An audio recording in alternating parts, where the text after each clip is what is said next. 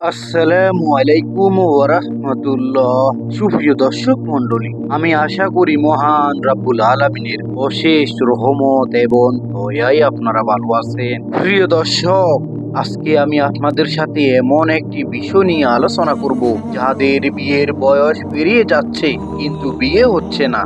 তাদের জন্য আজকের এই ভিডিওটি আমি আপনাদেরকে এমন একটি দোয়া শিখিয়ে দেব, যে দোয়াটির মাধ্যমে আপনার বিয়ে অতি দ্রুত হবে ইনশাআল্লাহ। আল্লাহ তাআলা মানুষের ইচ্ছা, আকাঙ্ক্ষা, স্বপ্ন সবকিছু পূরণের মালিক। তার কাছে রয়েছে রহমতের অফুরন্ত ভান্ডার। পৃথিবীতে এমন কোনো বিষয় নেই যা আল্লাহ ছাড়া অন্য কেউ পূরণ করতে পারে। বিয়ে করা প্রত্যেক যুবক যুবতীদের জন্য ফরজ, আবার কখনো সুন্নাত। অনেকেরই বয়স পেরিয়ে যাওয়ার পরেও বিয়ে হয় না। আল্লাহ তাআলার কাছে সাহায্য চাইলে এবং দোয়া পাঠ করলেই দ্রুত যে কোনো সমস্যা সমাধান হয়। আল্লাহ তাআলাই সকল সমস্যার মালিক। প্রিয় দর্শক, আমি আজকে যেই দোয়াটি শিখিয়ে দেব, সেই দোয়াটি নিয়মিত সঠিক নিয়মে পাঠ করলেই ইনশাআল্লাহ আল্লাহ তাআলার অশেষ রহমতে, আল্লাহ তাআলার সাহায্যে ইনশাআল্লাহ আপনার বিয়ে অতি দ্রুত হয়ে যাবে। আল্লাহ তাআলার উপর বিশ্বাস রেখে ও ইখলাসের সাথে আমলটি করতে হবে। প্রিয় দর্শক, মনে সন্দেহ রেখে আমল করলেই সেই আমল আল্লাহর দরবারে কবুল হয় না। তাই আল্লাহ তাআলার উপর বিশ্বাস ও ইখলাসের সাথে দোয়া করতে হবে। ইনশাআল্লাহ আল্লাহ তাআলার কাছে চাইতে হবে। ইনশাআল্লাহ আল্লাহ তাআলা অতি দ্রুতই আপনার মনের নেক আশা ও আকাঙ্ক্ষাগুলো পূরণ করে দিবেন। যেসব যুবক যুবতীদের বিয়ের বয়স অতিক্রম হয়ে যাচ্ছে কিন্তু বিয়ে হচ্ছে না, তাদের জন্য একটি দোয়া রয়েছে। দোয়াটি হলো ইয়া ফাত্তাহু। এর অর্থ হে উন্মুক্তকারী বা প্রস্তুতকারী। সুবহানাল্লাহ। প্রিয় দর্শক, দোয়াটি যারা পারেন না অবশ্যই শিখে নিবেন।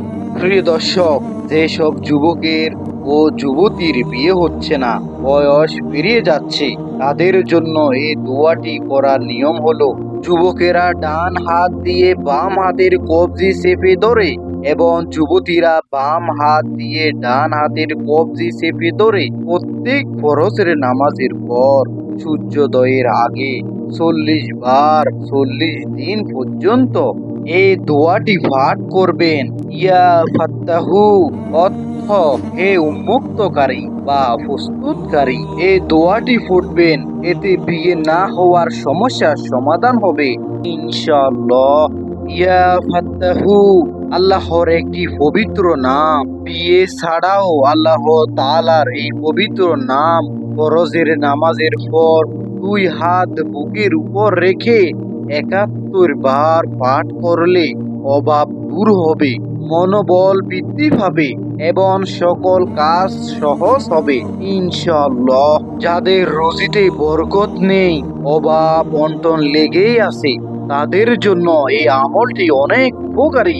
আপনি যদি প্রতি ফরজ নামাজের পর বুকের উপর হাত বেঁধে 71 বার এই দোয়াটি পাঠ করেন, ইনশাআল্লাহ আল্লাহ তাআলা আপনার অভাব অনটন দূর করে দিবেন। প্রিয় দর্শক, ভিডিওটি ভালো লাগলে অবশ্যই একটি লাইক করে দিন। আল্লাহ তাআলা যেন আমাদেরকে তার সিফাতি গুণবাচক নামের মাধ্যমে দোয়া ও প্রার্থনা করার তৌফিক দান করেন। আমিন।